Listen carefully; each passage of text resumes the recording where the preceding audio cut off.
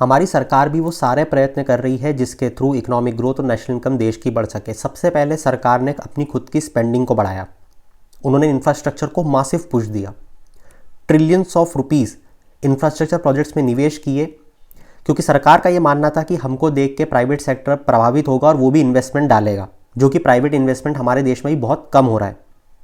इसे crowding in effect कहते हैं, जिसका मतलब होता है प्राइवेट सेक्टर सरकार को देखा देख मार्केट में निवेश करे, मगर ऐसा हुआ नहीं।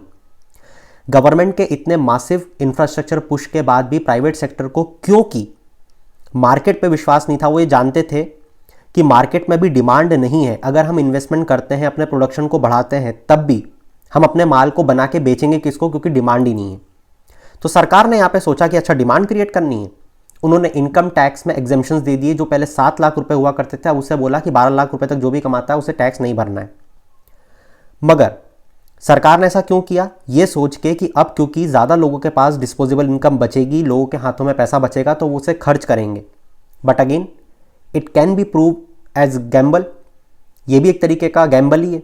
हो सकता है लोग खर्च ना करें, बिल्कुल वैसे जैसे प्राइवेट सेक्टर को सोचा था कि वो खर्च करेंगे हमें देख के, उन्होंने नहीं किया।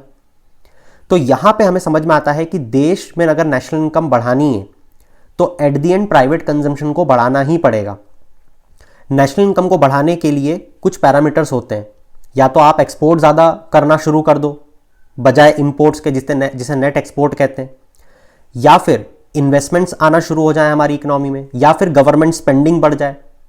मगर इन सब कंपोनेंट को अगर मिलाकर देखें तो इसमें सबसे ज़्यादा परसेंटेज जो होता है वो होता है प्राइवेट कंजम्पशन का।